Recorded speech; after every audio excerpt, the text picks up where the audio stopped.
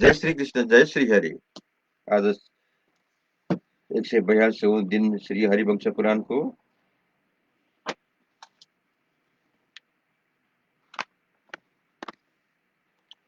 आज म 19 सत्यधिक शततम अध्याय को बाँकी भागलाई पूरा गर्दैछु। कल तक हमने श्रवण किया था कुमांड द्वारा नियंत्रित रथ पर आरूढ़ हो उसी रथ पर बैठा हुआ उस स्थान पर गया जहां अनिरुद्ध तलवार हाथ में लिए खड़े थे। आज से बाणासुर अपनी सहस्र भुजाओं से पच्चीस खड्ग, गदा, शूल और फर से उठा सैकड़ों ध्वजाओं से युक्त देवराज इंद्र के समान शोभा पाता था, जिनकी अंगुलियों में गोधान चर्म के दस्ताने बांधे हुए थे। उन भुजाओं से नाना प्रकार के अस्त्र शस्त्र लिए वह महाबाहु दानवराज बड़ी शोभा पा रहा था। उसके नेत्र क्रोध से लाल हो रहे थे। वह क्रोध में भरकर सिंह के समान दहाड़ता और अपने विशाल धनुष को खींचता हुआ बोला, अरे खड़ा रह, खड़ा रह। बाणासुर की बात सुनकर और युद्ध स्थल में उसके मुख पर दृष्टि डालकर अपराजित वीर प्रद्युम्न कुमार अनिरुद्ध हंसने लगे। बाणासुर का विशाल रथ दास नल्व 4000 हाथ के बराबर था। उसमें सैकड़ों छोटी छोटी घंटियां लगी थी, जिनकी ध्वनि सब और गूंजती रहती। उस रथ की ध्वजा पताकाएं लाल रंग की थी और तथा उस रथ के प्रत्येक अवयव पर ऋष्य नामक मृग विशेष का चमड़ मड़ा हुआ था। उस महाकाय दानव के रथ में 1000 घोड़े जोते हुए थे, ठीक उसी तरह जैसे पूर्व काल में देवासुर संग्राम के अवसर पर हिरण्यकशिपु के रथ में जोत गए थे। यदुकुल तिलक अनिरुद्ध ने जब उस दानव को आक्रमण करते देखा, तब वे युद्ध के लिए हर्ष और उत्साह से भर गए तथा महान तेज से संपन्न हो गए। जैसे पूर्व काल में आदि दैत्य हिरण्यकशिपु का वध करने के लिए उद्यत हुए भगवान नरसिंह शोभा पाते थे, उसी प्रकार संग्राम की लाल लालसा से ढाल और तलवार हाथ लिए सुस्त भाव से खड़े हुए वीर अनिरुद्ध सुशोभित होते थे।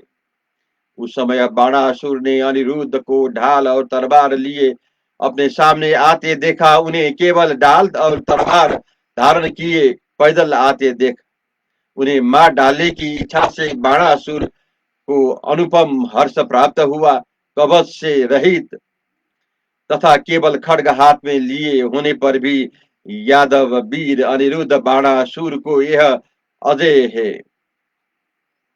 ऐसा मानते हुए भी निशंक हो उसके सामने युद्ध के लिए खड़े हुए।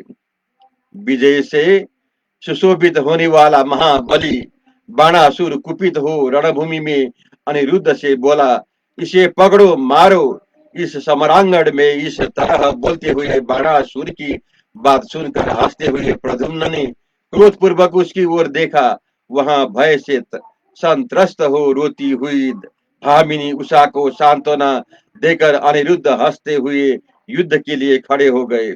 तदंतर समर भूमि में कुपित हुए बाणासुर ने अनिरुद्ध के वध की इच्छा से उन पर चारों ओर से क्षुद्रक नामक बाण समूह का प्रहार आरंभ किया, किंतु अनिरुद्ध ने उसे पराजित करने की इच्छा रखकर उसके सारे बाणों को तलवार से ही काट डाला। तब बाणासुर ने पूर्ण रणभूमि में अनिरुद्ध के वध की अभिलाषा से उनके सिर पर सब ओर से क्षुद्रक नामक बाण समूह की वर्षा आरंभ कर दी। उस समय उसका हजारों बाणों को ढाल से ही इधर उधर करके अनिरुद्ध उसके सामने खड़ा हो उदय काल के सूर्य की भांति शोभा पाने लगे। रणभूमि में बाणासुर का तिरस्कार करके दंदन अनिरुद्ध उसी तरह निर्भय खड़े रहे जैसे वन में सिंह अपने सामने एक हाथी को देखकर निर्भय खड़ा रहता है। तदंतर बाणासुर ने अपराजित वीर प्रद्युम्न को मर्मभेदी शीघ्रगामी तेज किए हुए पैनी बाण समूह द्वारा घायल कर दिया। उन बाणों से घायल होने पर अनिरुद्ध ढाल और तलवार लिए बाणासुर पर टूट पड़े। उन्हें आक्रमण करते देख उस असुर ने तीखे सहायकों से उन पर और भी चोट की झुकी हुई गांठ वाले बाणों से अत्यंत घायल होने पर महाबाहु अनिरुद्ध क्रोध से जल उठे और दुष्कर कर्म करने की इच्छा करने लगे। बाणों की वर्षा से आच्छादित हो अनिरुद्ध के सारे अंग खून से लथपथ हो गए। इस तरह पराभव प्राप्त होने से अनिरुद्ध का क्रोध बहुत बढ़ गया और वे बाणासुर के रथ की ओर चल दिए। उस समय तलवारों, मुसलों, शूलों, पट्टिसों, तोमरों और बाण समूह से अत्यंत घायल होने पर भी प्रद्युम्न कुमार कंपित नहीं हुए। सहसा क्रोध पूर्वक उछल कर उन्होंने बाणासुर के रथ के हर्षे को काट दिया और युद्ध के मुहाने पर तलवार से ही उसके घोड़ों का मार डाला। तब युद्ध मार्ग के ज्ञान में निपुण बाणासुर ने पच्चीसों तोमरों और बाणों की वर्षा करके अनिरुद्ध को ढक दिया। अब यह मारा गया ऐसा जानकर वह दैत्य गर्जना करने लगे। इतने में ही अनिरुद्ध सहसा कूद कर रथ के पार्श्व भाग में खड़े हो गए। तब कुपित हुए बाणासुर ने रणभूमि में एक घोर एवं भयानक शक्ति हाथ में ली जो अग्नि के समान प्रज्वलित हो रही थी। वह घोर शक्ति घंटाओं की मालाओं से व्याप्त थी। उसका तेज अग्नि और सूर्य के समान जान पड़ता था तथा वहां यमदंड के समान भयानक दिखाई देती थी। उस दैत्य ने निर्भय होकर जलती हुई उल्का के समान वह शक्ति अनिरुद्ध पर चला दी। उस समय जीवन का अंत कर देने वाली उस शक्ति को अपने ऊपर आती देख पुरुष प्रवर महाबली अनिरुद्ध ने उछल कर तत्काल उसे हाथ से पकड़ लिया और उसी शक्ति से बाणासुर को विदीर्ण कर डाला। वह शक्ति उसके शरीर को विदीर्ण करती हुई पृथ्वी में समा गई। उस शक्ति की गहरी चोट से पीड़ित हो बाणासुर ने ध्वज दंड का सहारा ले लिया। उसे मूर्छित हुआ देख कुमांड ने उससे कहा, दानवराज, इस प्रकार उद्धत हुए शत्रु की उपेक्षा किस लिए करते हो? इस वीर ने अपना लक्ष्य पा लिया है, अतः आज निर्विकार दिखाई देता है। माया का आश्रय लेकर युद्ध करो, अन्यथा यह मारा नहीं जा सकेगा। तुम अपनी और मेरी भी रक्षा करो। प्रमादवश उपेक्षा क्यों करते हो? इसको अभी मार डालो, कहीं ऐसा न हो यह हम सब लोग का नाश कर डाले। यदि तुम सावधान नहीं हुए तो यह अन्य सैकड़ों वीरों को मारकर उषा को भी लेकर चला जाएगा। कुमांड के वचनों से इस प्रकार प्रेरित हुआ वक्ताओं में से श्रेष्ठ दानवराज बाण अत्यंत कुपित हो यह रूखी बात बोला, यह लो, मैं अभी रणभूमि में इसे मौत के हवाले कर देता हूं, जो इसके प्राण हर लेगी। जैसे गरुड़ सर्प को दबोच लेता है, उसी प्रकार मैं भी इसे अपने काबू में कर लूंगा। ऐसा कहकर रथ ध्वज घोड़े और सारथी सहित बाणासुर गंधर्व नगर के समान वही अंतर्ध्यान हो गए। वह मायाधारी बलवान दानव स्वयं छिपकर अनिरुद्ध पर पैने बाणों की वर्षा करने लगा। बाणासुर को अदृश्य हुआ जान अपराजित वीर अनिरुद्ध पुरुषार्थ से युक्त हो दसों दिशाओं की ओर देखने लगे। तब क्रोध में भरे हुए मायाधारी बलि पुत्र बलवान बाणासुर ने तामसी विद्या का आश्रय ले छिपे रहकर तीखे बाणों का प्रहार आरंभ किया। उस समय प्रद्युम्न कुमार अनिरुद्ध सर्पाकार बाणों द्वारा चारों ओर से बंध गए। उनका शरीर संपूर्ण समूह से बारंबार अभिष्ठित हो गया।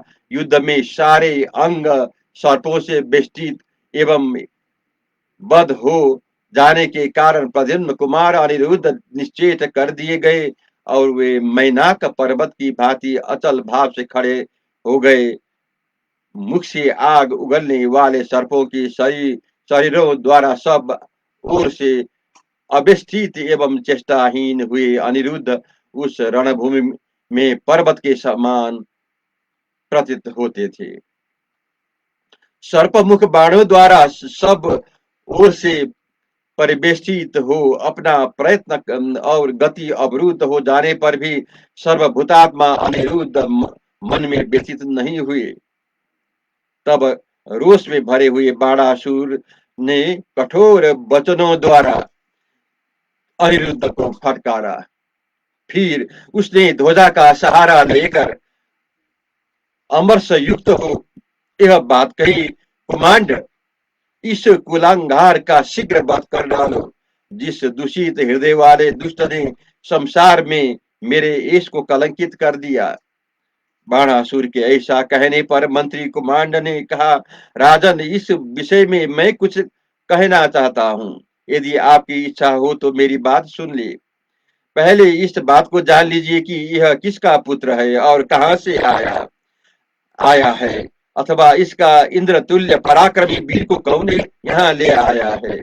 राजन, मैंने इस महासमर में युद्ध करते समय इसकी ओर बारंबार देखा है। यह युद्ध भूमि में देव कुमार के समान क्रीड़ा क्रीड़ा करता सा दिखाई देता है। यह दिखाई देता था दैत्य प्रभर, यह बलवान, धैर्य संपन्न तथा संपूर्ण शस्त्र विद्याओं में प्रवीण है। अतः बद्ध रूप दोष का पात्र नहीं है। अपनी कन्या ने गांधर्व विवाह के द्वारा इसके साथ परागम समागम किया है। अतः तो न तो अब वह दूसरे को देने योग्य रह गई है और न दूसरे के द्वारा ग्रहण करने योग्य है। अतः खूब सोच विचार कर इसका वध कीजिए। पहले इसका परिचय प्राप्त करके फिर वध अथवा पूजन कीजिएगा। इसका वध करने में महान दोष है और रक्षा करने में महान गुण है। यह पुरुषों में श्रेष्ठ होने के कारण सर्वथा सर्वथा सम्मान के योग्य है। देखिए, सर्पों ने सब ओर से इसके शरीर को जकड़ लिया है तो भी यह व्यतीत नहीं होता है। अपने कुल के अभिमान अभिमान बल पराक्रम तथा धैर्य से संपन्न है।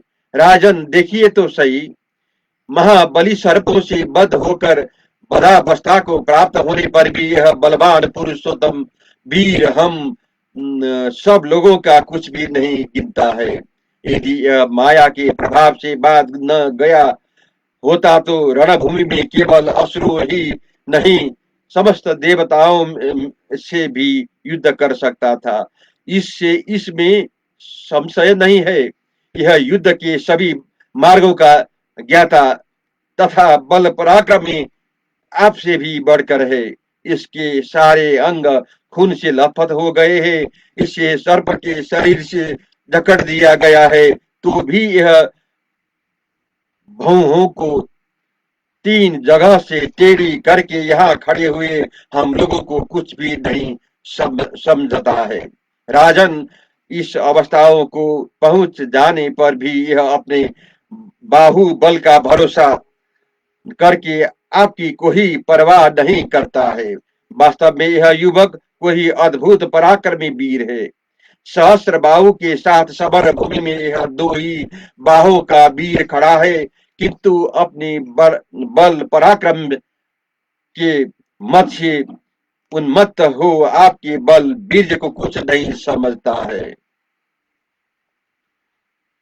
असुर प्रवर आपको यह कन्या इसके साथ संबंध स्थापित कर चुकी है, अतः अब दूसरे को नहीं दी जा सकती। यदि यह किन्हीं महात्मा पुरुषों की कुल में उत्पन्न हो तो हमारे लिए परम परम अभिष्ट है। उस दशा में यह वीर हमसे पूजा प्राप्त करेगा। अतः आपकी इसकी रक्षा कीजिए। इतना कहकर ही कुम्भांड चुप हो गए। महात्मा कुम्भांड के ऐसी बात कहने पर शत्रुसूदन बाणासुर भी उनसे तथास्तु कहकर चुपचाप बैठा रहा। तदंतर बुद्धिमान अनिरुद्ध के लिए पहरेदार देकर महायशस्वी बलि पुत्र बाणासुर अपने घर को ही चला गया। महाबली अनिरुद्ध को माया द्वारा बधा हुआ देख मुनि श्रेष्ठ नारद आकाश मार्ग से द्वारकापुरी की ओर चल दिए। मुनि प्रवर नारद जी के चले जाने पर अनिरुद्ध मन ही मन इस प्रकार विचार करने लगे, यह क्रूर दानव कहीं छिपा गया है, पूर्ण युद्ध के लिए आएगा, इसमें संशय नहीं है। नारद जी वहां जाकर शंख चक्र गधाधर भगवान श्री कृष्ण से यह सब समाचार ठीक ठीक बताएंगे, इसमें कोई संदेह नहीं है। सापों से बचकर अनिरुद्ध चेष्टाहीन हो गए हैं। यह देख व्याकुल हुई उषा फूट फूट कर रोने लगी। उसके नेत्र आंसू से भर गए। तब उस रोती हुई उषा से अनिरुद्ध ने कहा, भीरू, तुम इस तरह रोती क्यों हो? मृगलोचने, भयभीत न हो। सुश्रोणी, देखो, भगवान मधुसूदन भगवान मधुसूदन मेरे लिए यहाँ आना ही चाहते हैं। जिनके शंखनाद की भुजा अंकित शब्दों को और बल की चर्चाओं को सुनकर दानव नष्ट हो जाएंगे और असुरों की स्त्रियों के गर्भ गिर जाएंगे। पैसेपायन जी कहते हैं, जन्मेजय अनिरुद्ध के ऐसा कहने पर उषा का विश्वास हो गया। वह सुंदर कटी प्रदेश वाली सुंदरी अब अपने निर्दय पिता के लिए शोक करने लगी। जय श्री कृष्ण।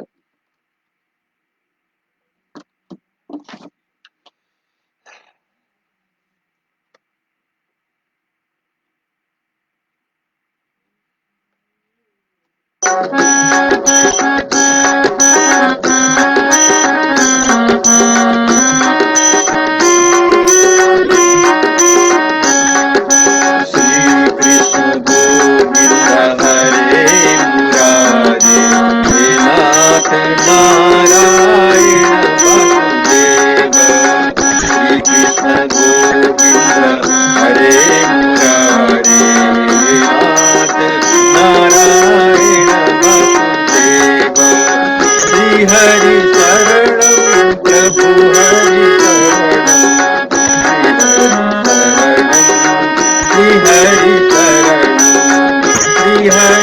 शरणं प्रभु हरि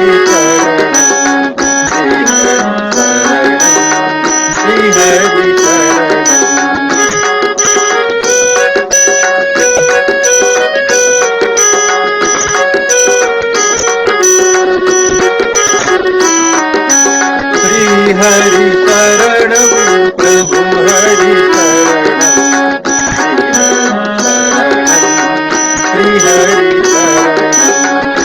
हरि शरणं प्रभु हरि।